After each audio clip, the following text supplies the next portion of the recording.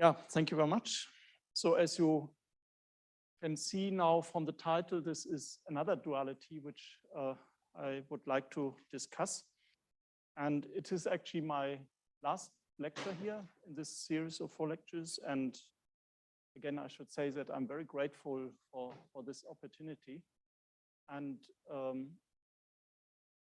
I enjoyed my stay so far a lot.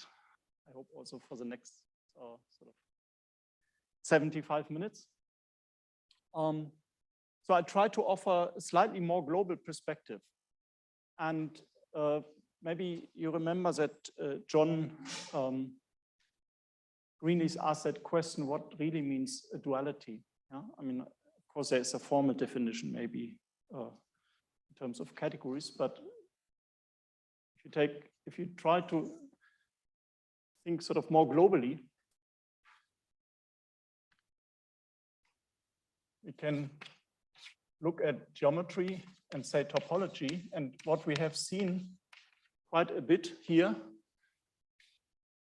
that we take sort of a connection to algebra by attaching to objects from topology and geometry a triangulated category.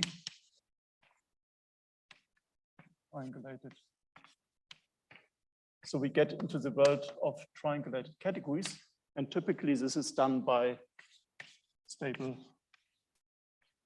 homotopy, meaning we typically have a model category, and as we have seen in Constance's lectures, we can attach to it a homotopy category, and this will give us a triangulated category. So for example, the derived category of a module category or the homotopy category of spectra.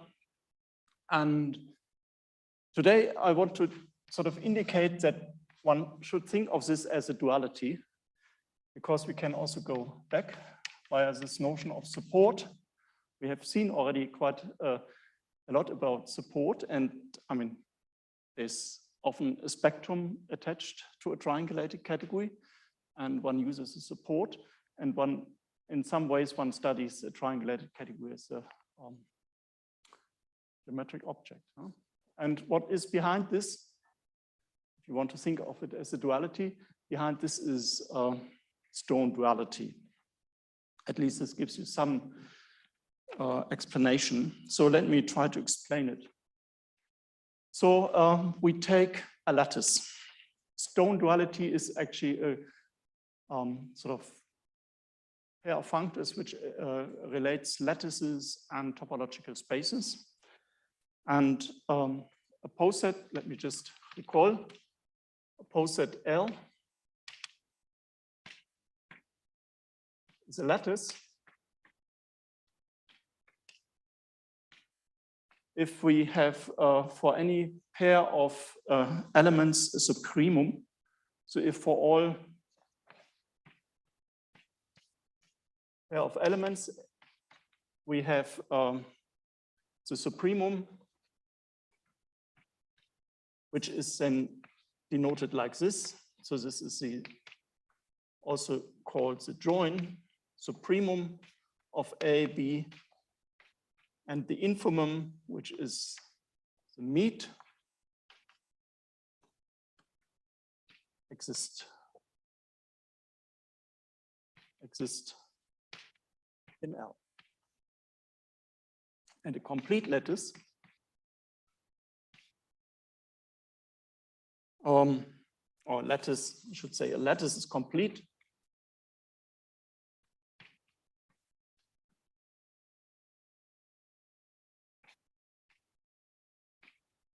if all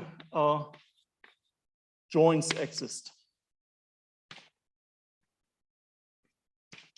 Yeah, so not just for finitely many objects, but for an arbitrary family of objects, the join exists, and then you can check that also all meets will exist. It's sort of a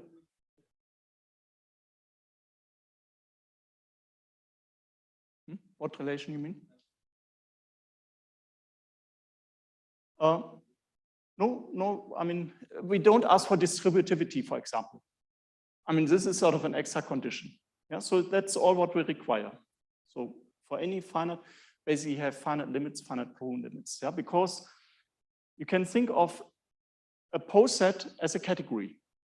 Yeah, the elements are the objects, and there is a morphism, exactly one morphism between two objects if, say, A is smaller equal B, and otherwise there's no morphism. So it's a category, and you require that there are finite colimits, finite limits. That's all. And complete means arbitrary colimits exist, but that also implies that arbitrary limits exist. Exercise, as Rekha would say. Or example, rather. So a complete lattice or complete lattice is a frame if infinite distributivity holds, meaning if A meet an arbitrary join, so this can be arbitrary infinite, equals the same as the join over A meet BI. So this is infinite distributivity. And this is, of course, for all A, BI in L. And an example is if X is a topological space, then we can attach to its lattice of open sets. The open sets are, of course, partially ordered by inclusion. Open sets is a frame. Yeah, so certainly we have this kind of distributivity. So for a frame F,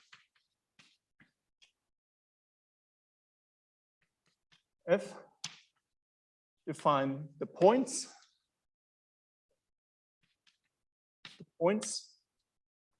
which is actually a space. I denote it by PT of F.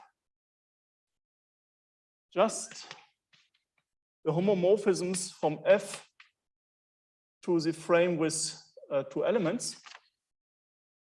So this is the set of frame morphisms. I explain this. Where 2 is the two-element frame, and viewed as a frame, a partially ordered set, but it's certainly also a frame.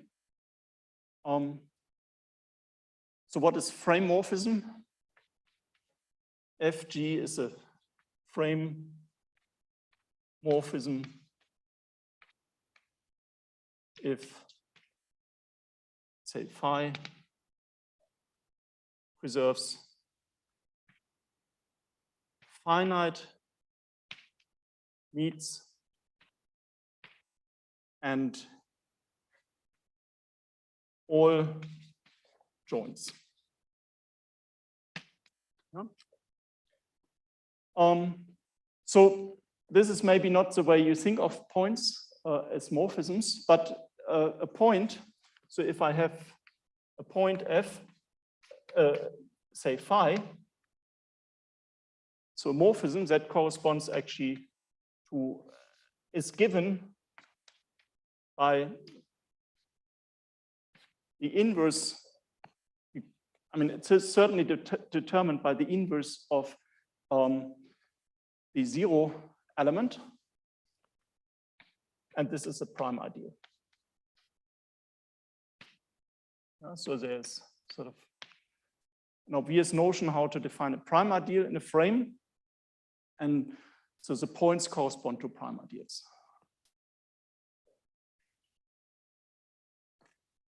Okay, and now I'm ready and can state stone duality.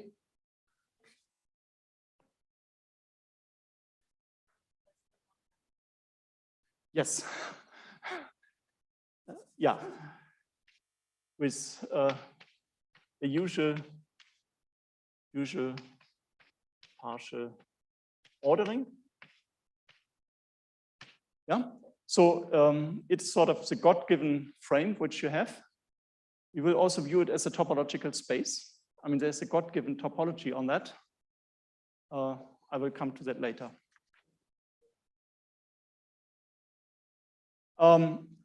I did not give you the definition, but rather think of the sort of kernel of a morphism, and then you can work out the definition of a prime ideal. Yeah, so they correspond. What I'm saying is that a point is determined by the preimage of, as a kernel basically, the preimage of the zero element, and it is an ideal and a prime ideal.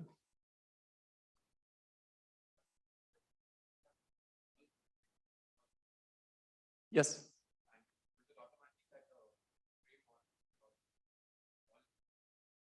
No, no, that does not follow. That does not follow. No, no, no, no, no, no. No.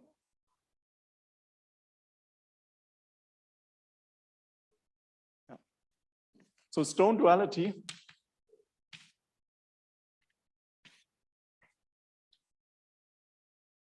claims the following. So we have the category of frames. We have the functor, which attaches a topological space. And as you can check, this is actually contravariant functor. And then we have, in the other direction, we have the functor, which takes to a topological space. It's a frame of open subsets.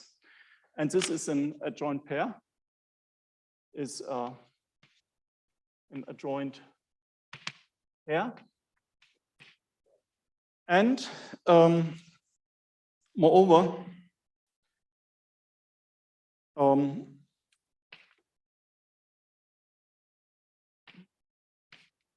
we have, for a frame F, we can look at its unit.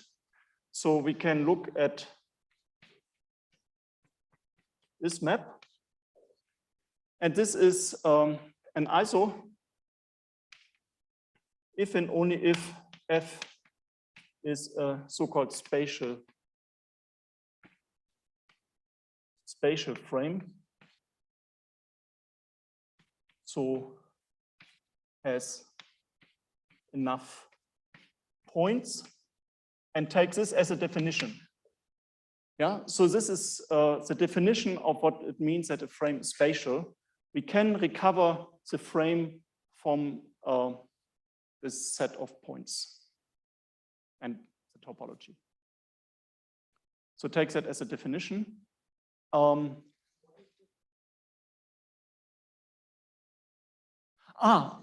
Sorry, I forgot. Yeah, very simple, or very explicit. So the topology. So topology on the points. We take all the points, so all the homomorphisms from F to 2, so that phi of A is equals 1. So this is an open set. So by definition, these are the open sets, and one can check that certainly if I take the union, I think that is correct.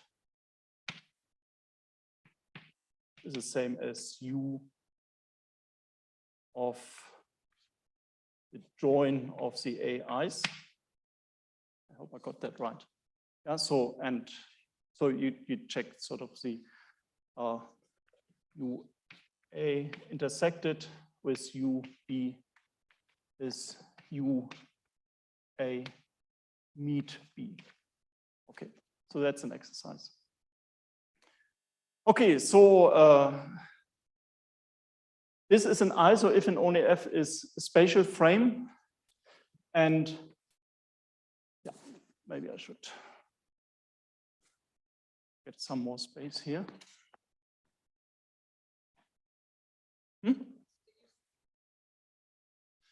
That is the definition.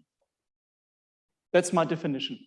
I mean, you can sort of work out what it means, but it doesn't say much more. I mean, if you go through the definition, so it means there are enough points.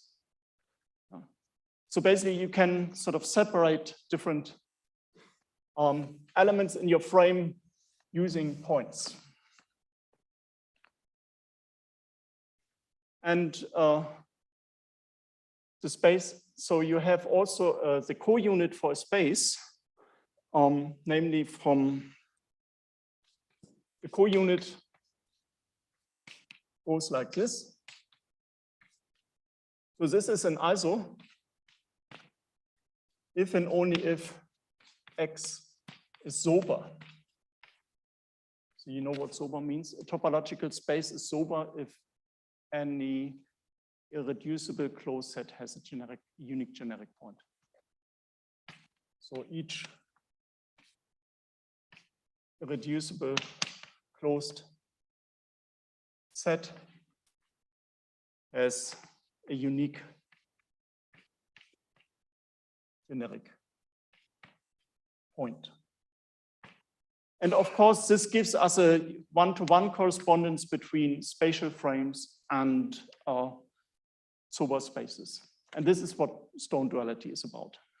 Attach sort of relating spaces and frames, and we get sort of a one-one correspondence between certain subclasses. Okay, and now let's look at this for triangulated categories and see what Balmer does for us. So now let T be a tensor triangulated category. The tensor triangulated category. So we have a monoidal structure, so have symmetric monoidal structure, and this functor, this tensor functor is exact. So it should be compatible with the triangulated structure, is exact in both variables. So how do we attach a space or a frame to it? So there's one definition which we need.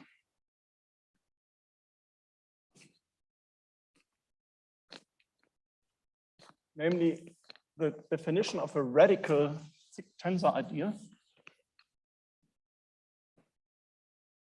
And it is in some ways the obvious definition. So a thick tensor idea, say U is radical. It's like in a commutative algebra, a radical ideal means if whenever you have the n-fold tensor product in U or some n, that this implies already that X is in U. Yeah, so this is the n-fold tensor product of an object. If that belongs to U, then X itself belongs to U. So, so for some good reasons, I denote by f of t, it's a set of all radical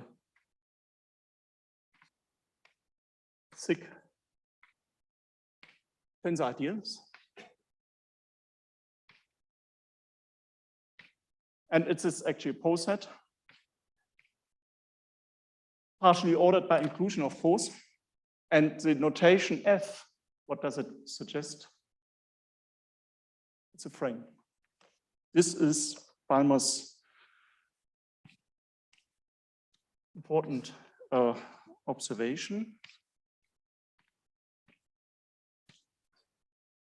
F of t, F of t, and even more, it's a spatial frame. F of t is a spatial frame.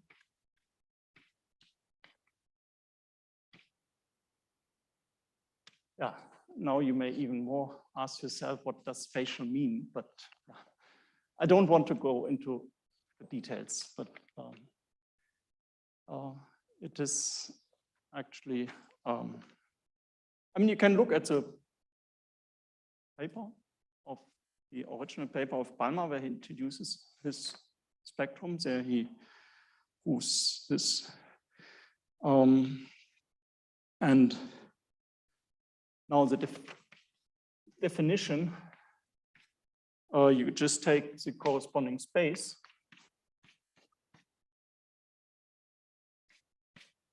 And this is by definition the Balmer spectrum, which he knows by SPC of T. This is the Balmer spectrum.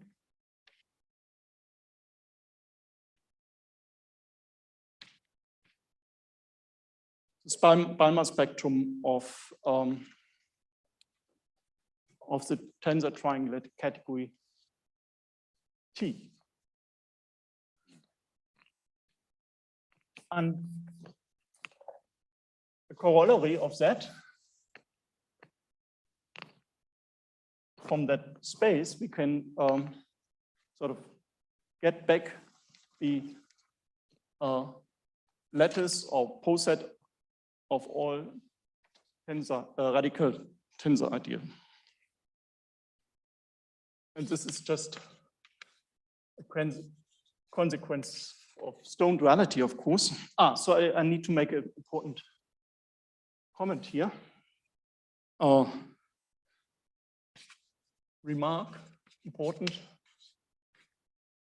Balmer uses the so-called Hochster dual topology. So I will come back to that. So what I'm saying is that you can look also at another topology on this space. And this is actually the topology which Balmer prefers and uses. And I will get back to it, so don't worry. So corollary, the frame of T is actually isomorphic to the sets of open sets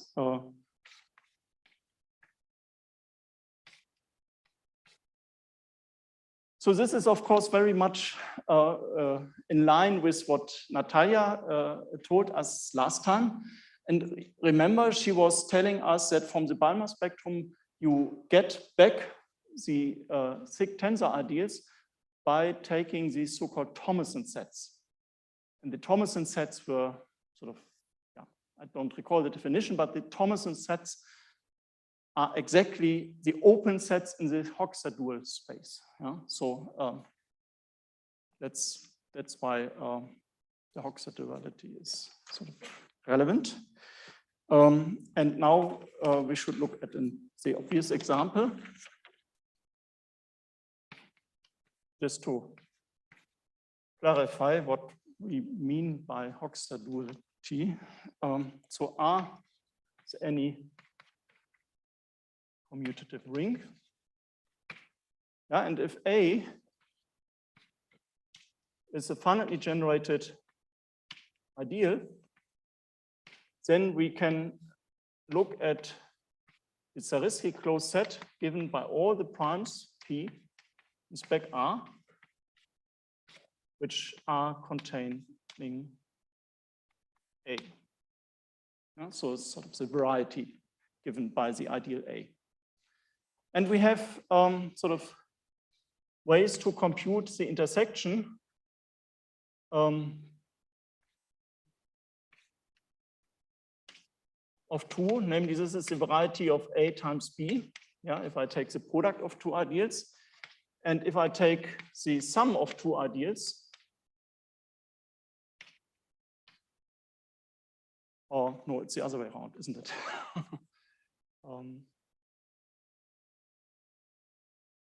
This is VA intersected with VB. Okay, so we have now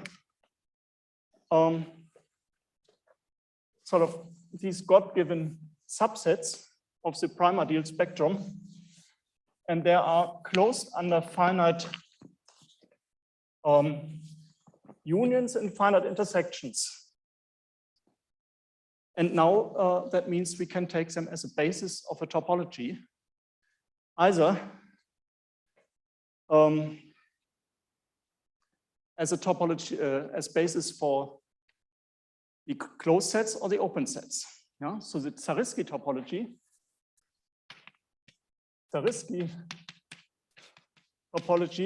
on spec R takes the VA as basis of closed sets. But equally well, we can take those as a basis for the open sets. And this is the Hoxha dual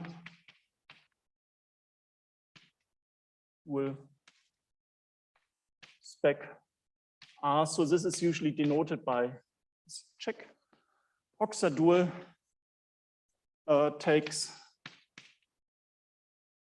V of A as basis of open sets. Yeah.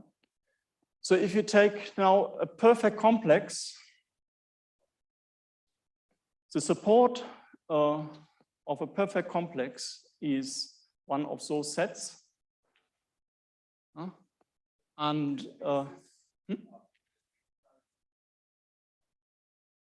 yeah, very important. Yeah, finitely generated. If the ring is Noetherian, that doesn't make any difference. But otherwise, for an arbitrary ring, you have to take the finitely generated ideals.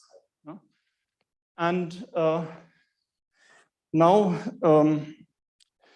sort of the upshot is the following. If we take now for T, the category of perfect complexes. So think of this as the bounded derived category of the exact category of finitely generated projective R modules if you want. So the perfect complexes. It is obviously tensor-triangulated category because the ring is commutative.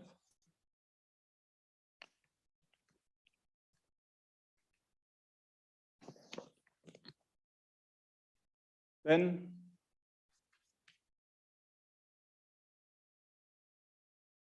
the space of T is spec R Hoxha dual. So the space which is attached to that frame of tensor or Balmer spectrum, the space which is attached to this frame of thick tensor ideals is homeomorphic to the Hoxha dual of the and yeah, this is what sort of Balmer does for us. Are there any questions about this? Where does this finite generated ideal play a role? I want actually quasi-compact. I want quasi-compact subsets. Yeah, that's the point. Yeah. Mm-hmm.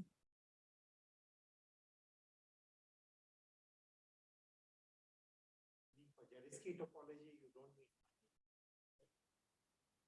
No, for both topologies. For both topologies, one takes the finitely generated ideas. Yeah. As a basis for closed sets, or I mean, an arbitrary closed set is now an intersection of these. Yeah. In the Zariski topology. That's, I think, what one learns in commutative algebra. Yeah. Now I want to talk about distributivity.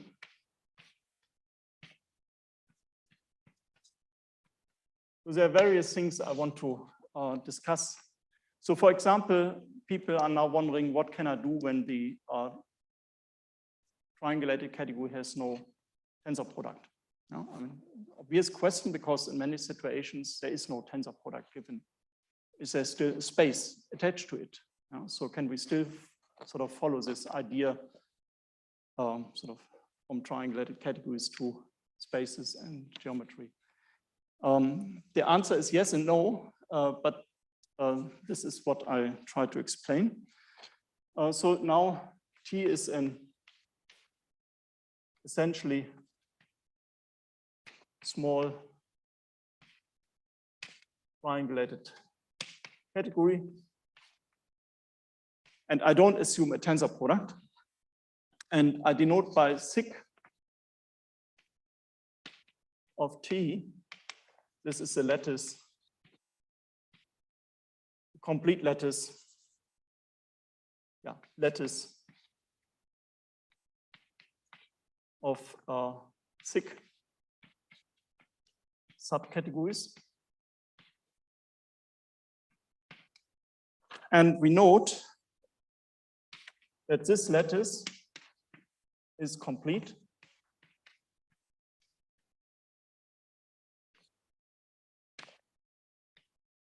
But in general, not distributive. In general, not distributive.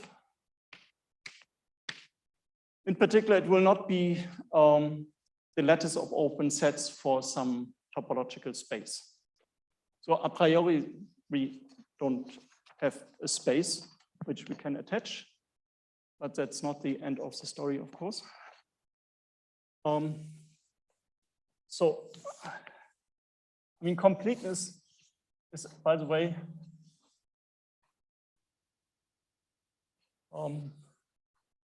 easier to see using the join, the meet.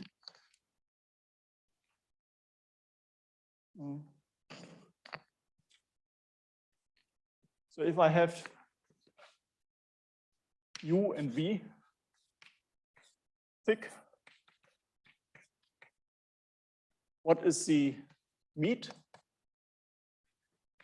It's just the intersection. And of course, if I take an arbitrary intersection of 6 subcategories, I get again 6 subcategories. So therefore, the lattice is complete, and the join is basically the 6 subcategory generated. 6 subcategory generated by U.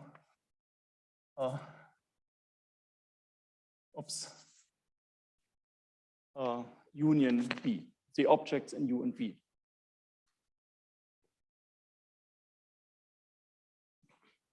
I should rather by objects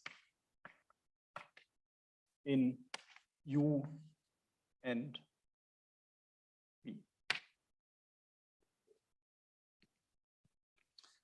Okay. Here's an example. I want to show that the lattice is not distributive, and the smallest non-commutative ring already does the job. So we take for T the perfect complexes of A. So what is the smallest non-commutative ring you can think of? You can take the upper triangular 2x2 matrices, which, by the way, is the same as the path algebra of this quiver, yeah, over any field, K, any field. Then, remember last time I told you about representations of that quiver. So we have two indecomposable representations. X2 is 0, K. Yeah, I mean, the modules over that algebra correspond to representations of that quiver. And the third one is this. So these are all the indecomposable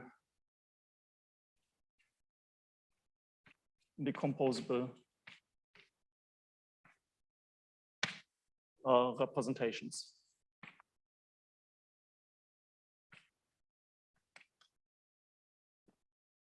And now we denote by UI the thick subcategory generated by Xi inside the category of perfect complexes. Yeah, it just takes that representation as a complex concentrated in 1 degree. I mean, the algebra is hereditary, so it's a perfect complex. And then the lattice looks like this.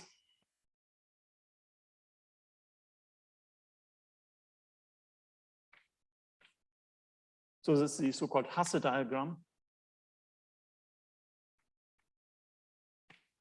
And here you have U1, here you have U2, and here you have U3. Yeah, so you have the whole category, you have the 0 subcategory, and then you have 3 proper 6 subcategories. And if you know about distributive lattices, this is sort of forbidden. Yeah, I mean, you can characterize actually distributive lattices by excluding 2 lattices which are not allowed to arise as sublattice, and this is one of them. The other one, I'm sure you have seen this.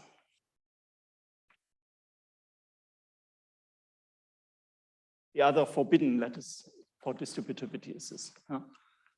So this is not distributive, meaning, so what do I want? Hasse diagram of this lattice, sig T. So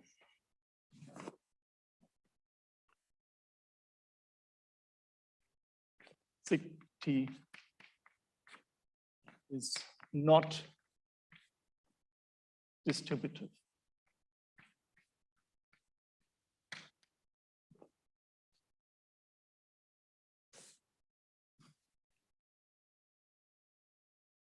Okay, but yeah, as I say, that's not the end of the world. I mean, there are ways to produce distributive lattices. Before I tell you this, I want to give you a theorem, recent theorem of Zira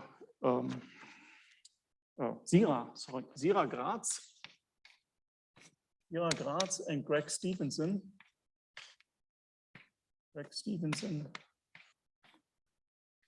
It's on the archive. So let T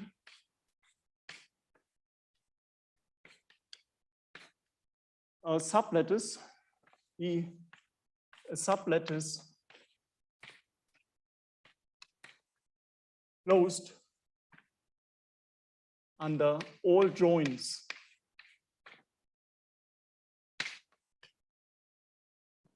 then T is distributive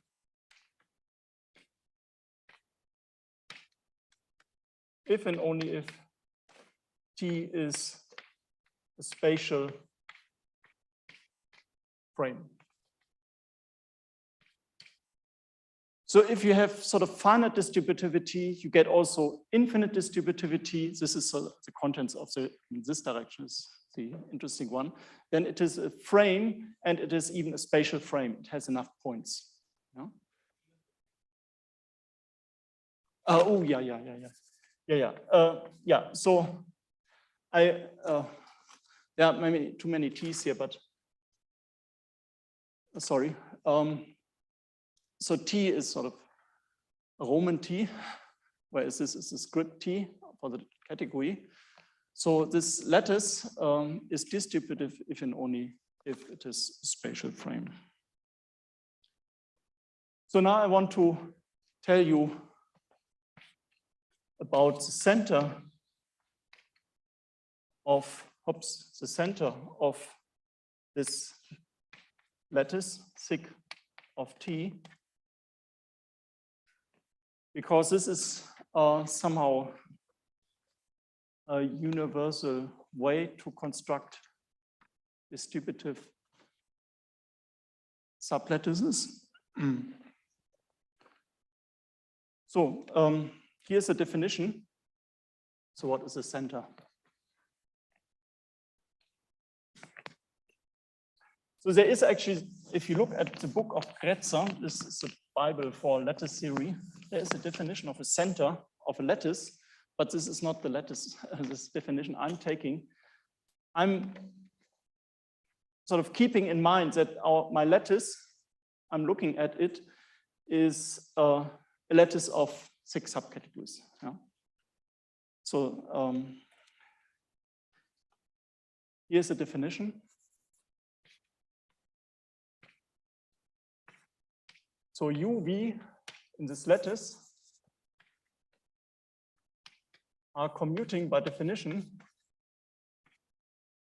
It's a very elementary definition, but sort of powerful, as you will see. If every map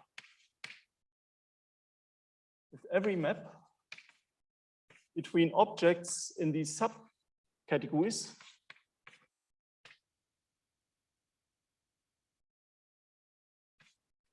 or a map in the other direction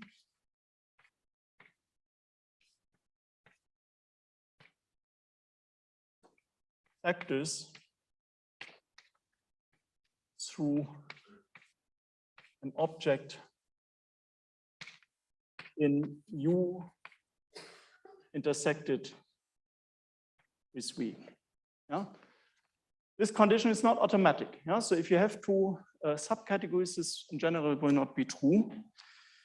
And I should say that sort of the one-sided condition has been studied and used. I mean, if you look at the first treatment of derived and triangulated categories in Berdier's thesis, he actually studies consequences of this one condition, but for some reason, people have not taken both conditions together. Yeah, and it is sort of very natural. And I will also later explain why I call this commuting. Yeah? So this is not so clear from the very definition, but there is a very good reason to call it commuting. Yeah? So here's a theorem which shows you that this is a sort of nice condition. U and V commute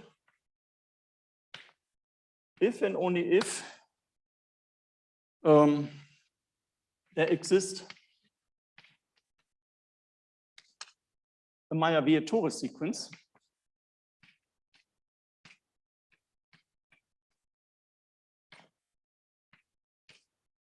So what do I mean by Meyer-Vietore sequence? Well, if I have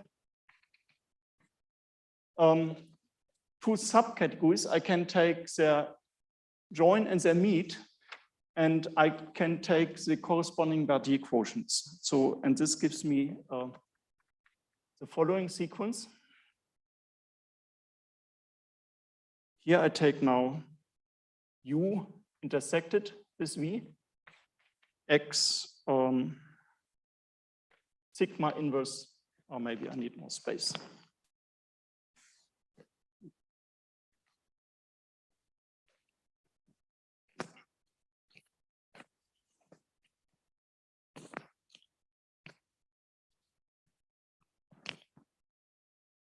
So it's really the analog of a Meyer-Wetore sequence for spaces, cohomology of spaces. So hom T, now I start with the intersection, U intersected V, X, sigma inverse of Y. So sigma is the suspension as usual.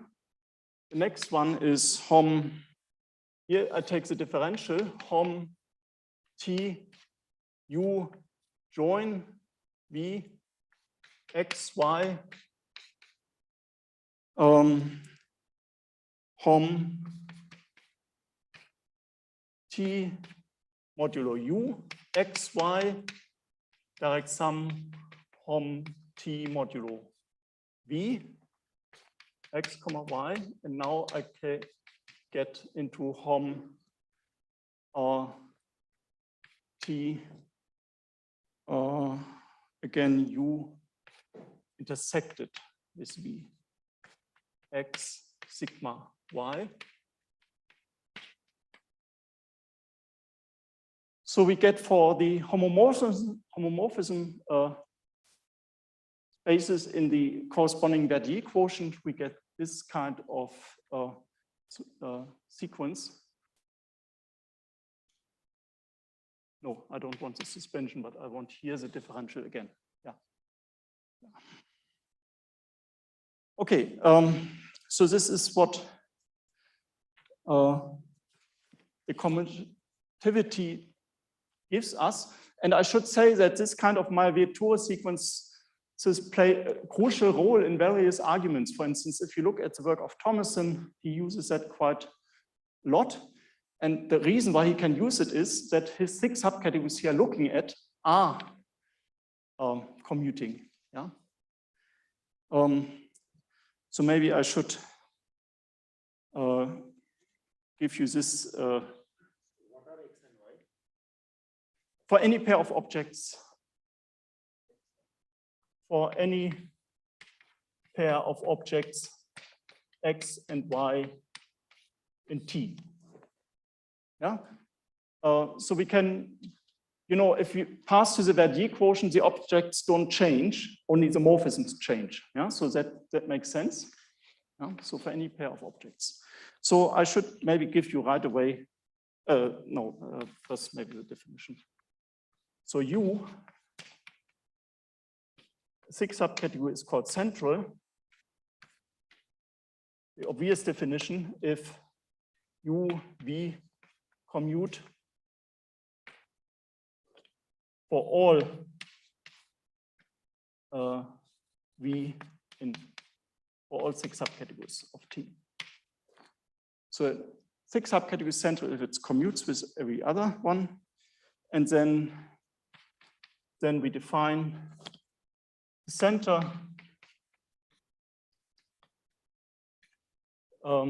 So this is the center. It's all the central elements.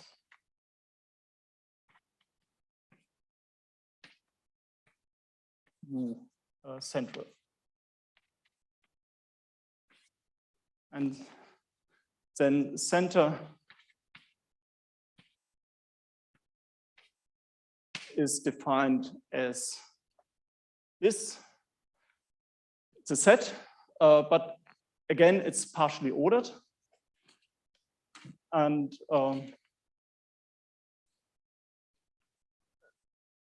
now I want to give you at least 2 examples.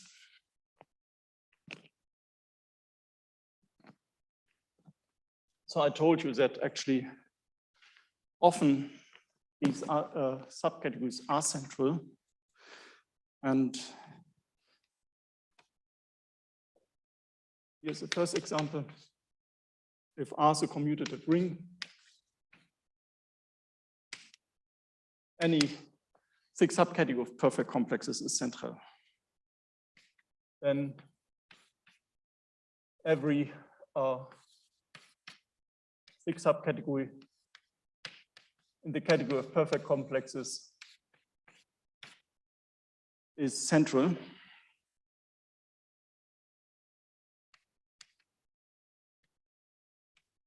On the other hand, if we take again this non-commutative example,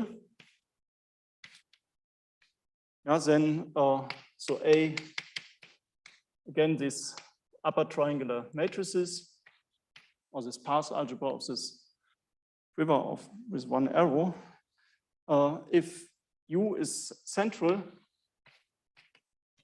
then this implies U equals 0 or U equals the whole category. So there are no proper, you remember there were 3 proper 6 subcategories. None of them is central. Okay, so here's now a theorem.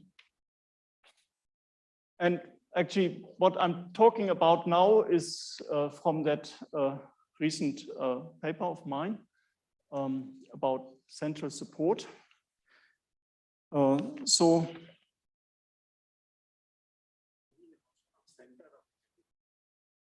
there's also the notion of a center of a category. Yes. This center is not.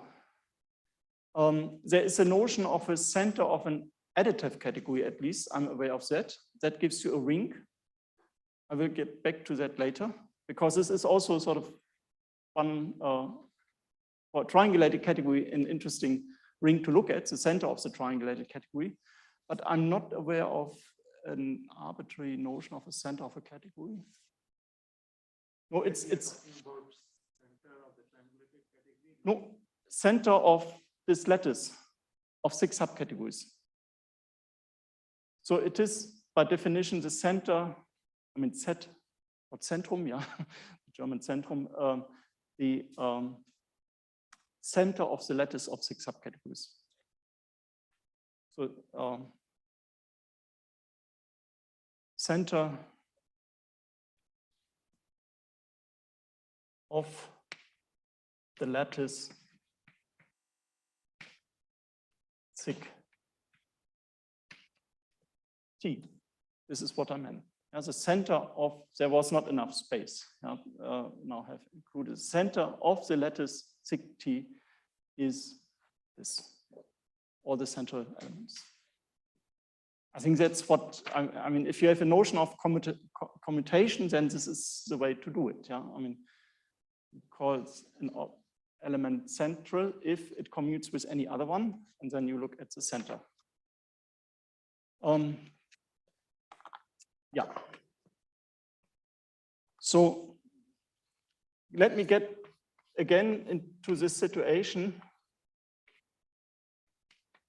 of Krause and Stevenson. So let me take a sublattice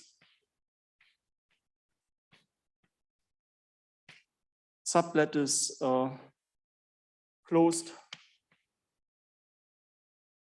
under all joints.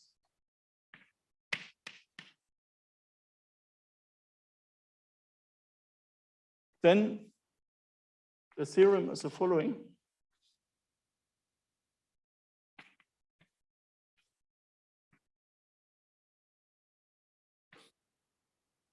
This is a sublattice. Okay, so what happens here? Yeah, so I sort of pick some sublattice, which I feel is sort of relevant for us. It could, for example, be the sublattice of tensor-triangulated categories. Yeah, remember, if we have a tensor-triangulated category, we don't look at all 6 subcategories. We look only at the tensor-sig ideals. We could take this, for example, and then we look at the center of this, and the center. It's really not good here. And it turns out that the center of T, yeah, I should have defined it. These are all U in T, so that U, comma V commute for all V in T. Yeah, basically, I restrict myself to that sublattice. Yeah, look at this sublattice and look at all the elements in that sublattice which commute with any other in that sublattice. And what I'm saying is then this is a sublattice closed under all joints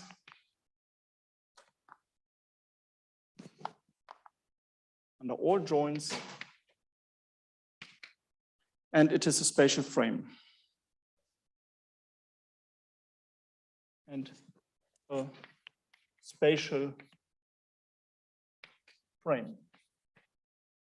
Yeah, and as we have seen before, then stone duality produces from that a space.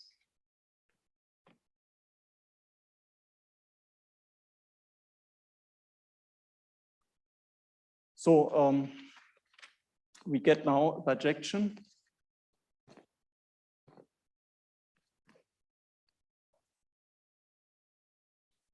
Bijection between these given 6 subcategories we have chosen and the open sets of that space.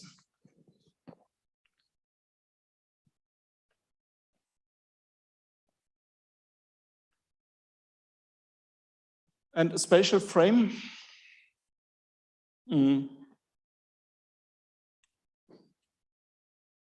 So let me continue the sentence. So the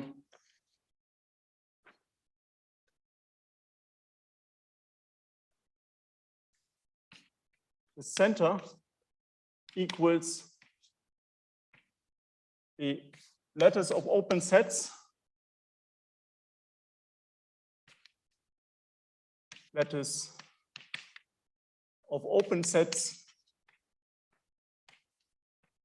or space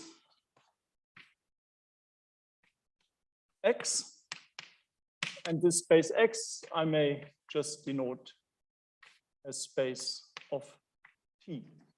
Yeah, so this given sort of choice T produces us a space,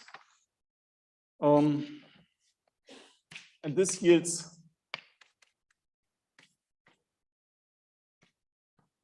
bijection, yeah, between the objects, the elements in this lattice. So I basically take it to its support, whatever that means, an open set of the space of T. And this gives sort of a 1-1 correspondence.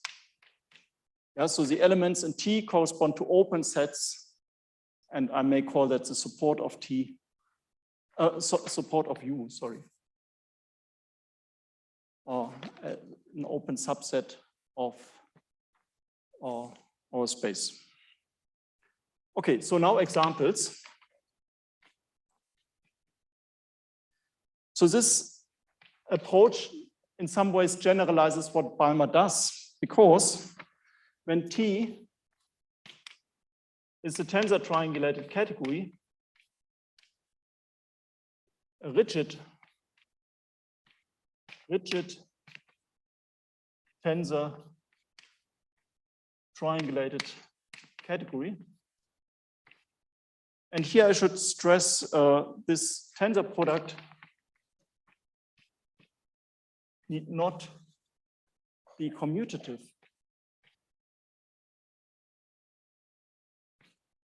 Yeah, because in non-commutative algebra, people also study this sort of lattice of tensor ideals and want to attach a space to it. So if T is a rigid tensor triangulated rigid tensor-triangulated category, then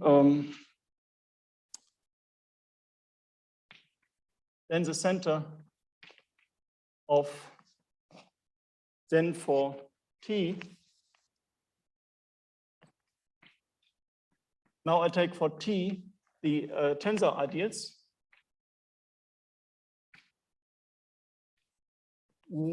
U thick tensor ideal,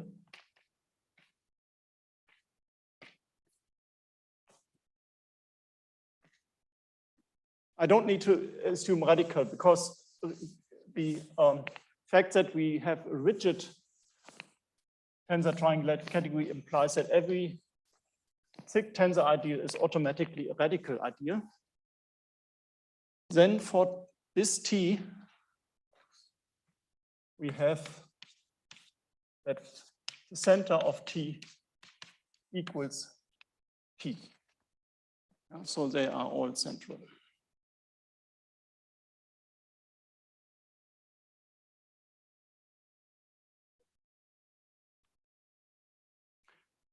It's just, I mean, basically that's what the stone duality produces. Yeah, stone duality produces for each element in the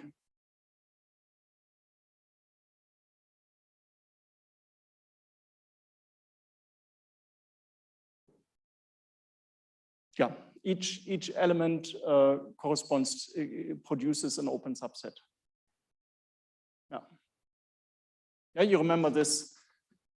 It is actually what I denoted U of, yeah, you remember, no, I should not write here. So if I had a frame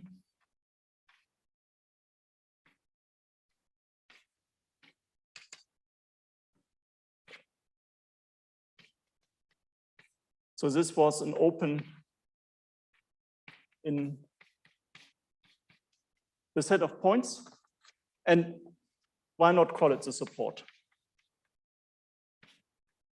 of A? No? Call it the support. I think that makes sense. Yeah, and then we attach to an element in a frame.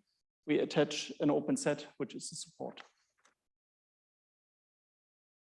Okay, so here we have now that everything is central and the corresponding space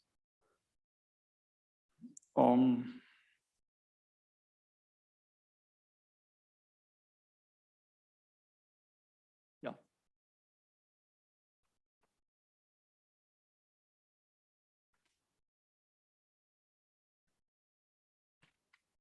And the corresponding space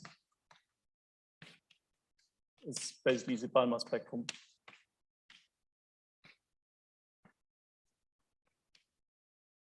That's what I meant. We recover the Balmer spectrum. Yeah? So if we take a tensor triangulated category, we recover in this way the Balmer spectrum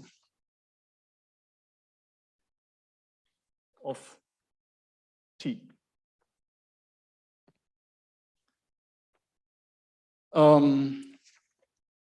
So that was my first example. The second example, rigidity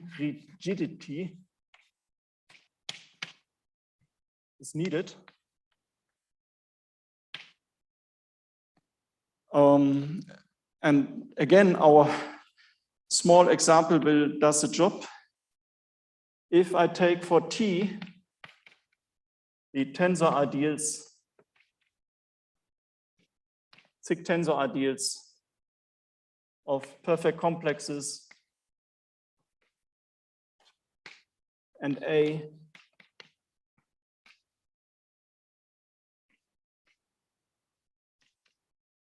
then you remember that there were no central thick subcategories. So yeah, Yeah, I did not give you the definition, and I thought maybe I get away with not giving it. Yeah.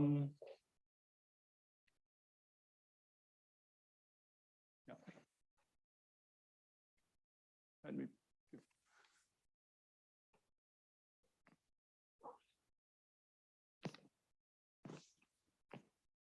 So there's one way of defining it. So all the tensor triangulated categories we sort of see in nature, category of perfect complexes of a commutative ring, or the category of finite spectra, they are rigid. So rigid means rigid means there exists a sort of duality, sort of an equivalence, a contravariant equivalence, so that hom x, y, z is isomorphic to hom, what is it? X, hom,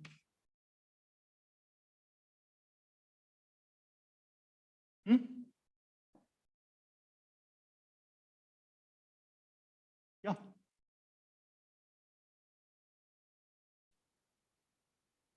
Hom x.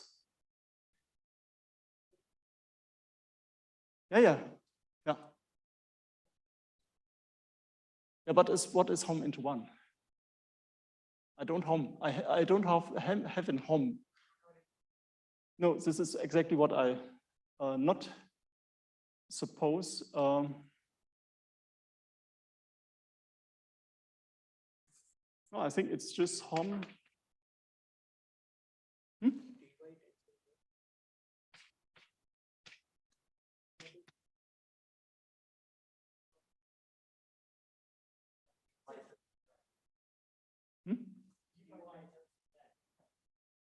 Dy tensor Z?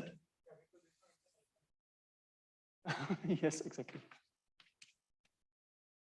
Yes, yeah, exactly. I'm sorry. Yeah, so this is what rigid means. And so if you have an internal hom, if internal hom given, then one takes hom x into the identity as px. Yeah, and if I have this isomorphism, there's sort of, in that situation, there is a natural map, and if I have then projection, then this is rigid. Okay, so I have only a few minutes left. Last example, showing you that there is many, or maybe not. So just only,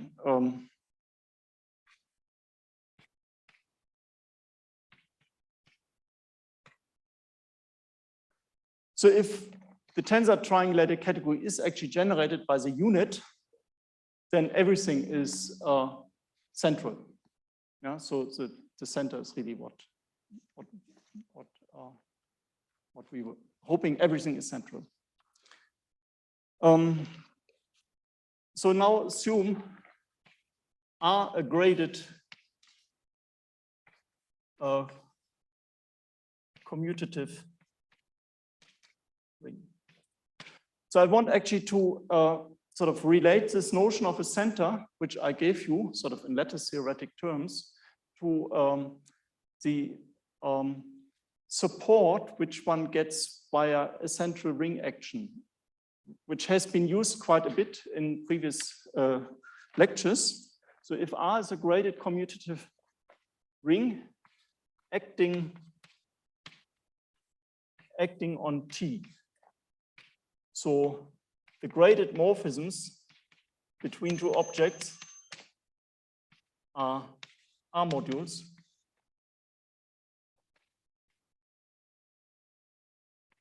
for all objects X and Y and T. I mean, this is what we get, sort of a compatible R module structure for all pairs of objects.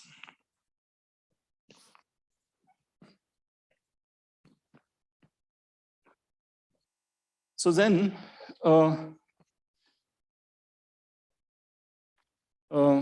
I define actually, so remember we have for any prime P in spec R have sort of the localization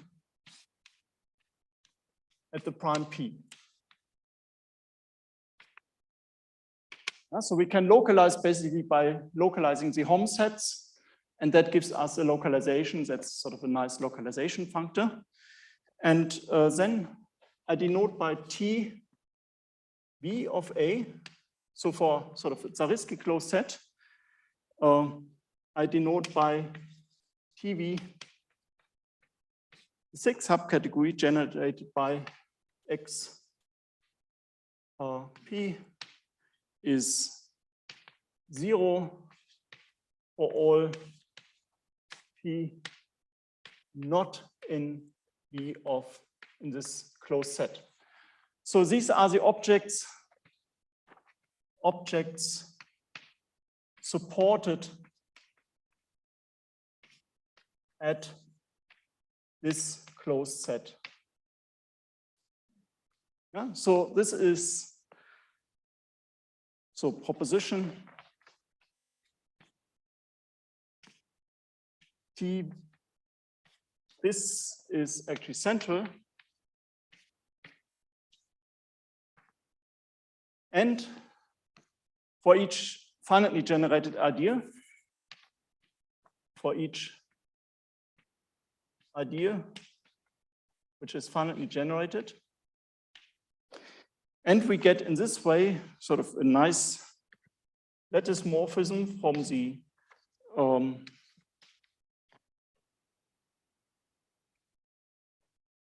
actually the open sets of the Hochster dual space into the center of, yeah, so if we take an open set here, it's just the union of these closed sets, which are now open sets in the Hoch set, and I just take that to the join. So we get a sort of a canonical map, lattice morphism. So in a sense, we get now sort of a bunch of central 6 subcategories from the central action of the ring R. And last couple of minutes, I want to tell you why this is, why the terminology of a center or commutativity makes sense. And so why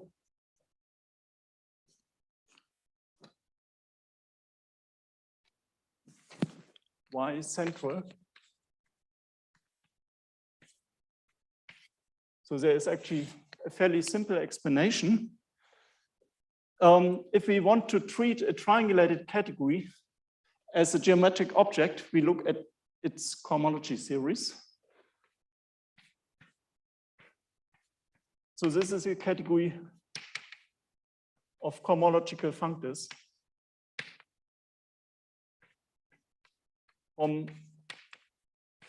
into abelian groups. Cohomological means just taking exact sequences, exact triangles to exact sequences. And I want contravariant functors. And there is actually even a nice embedding because I can take an object to its contravariant functor. Okay, and if for any U 6 subcategory, we get a pair get exact functors, a pair of exact functors gamma u and Lu.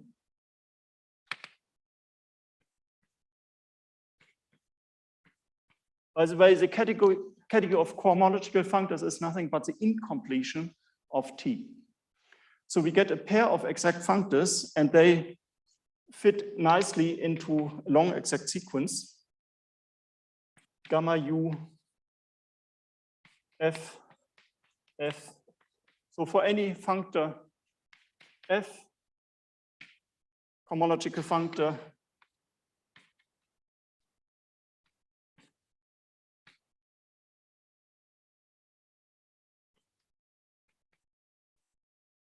and so on. Here we have sigma inverse of L, U, F, and so on. So we have a long exact sequence. Think of this as cellularization, and think of this as localization away from U, localization. And now I can tell you what is commuting here. Then U and V commuting if and only if, well, I can compose and I have a natural morphism from U intersected V, and I can compose in the other direction.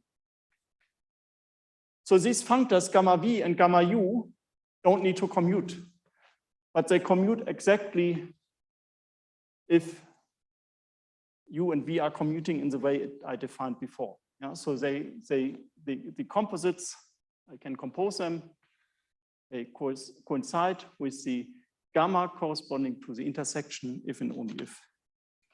And this is actually equivalent to an excision property. And remember that commutativity was equivalent to having a Meyer-Vietoris sequence. And the Meyer-Vietoris sequence, as you know from topology, is given by an excision property.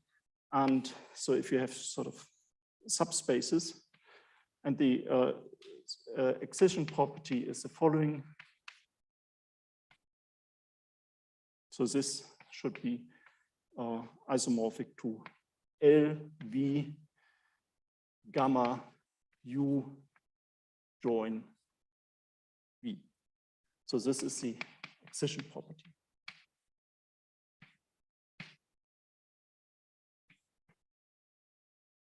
Which is equivalent to sort of the Meyer-Vietoris sequence.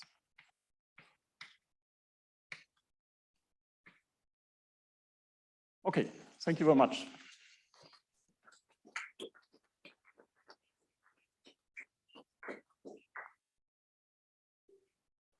Are there questions?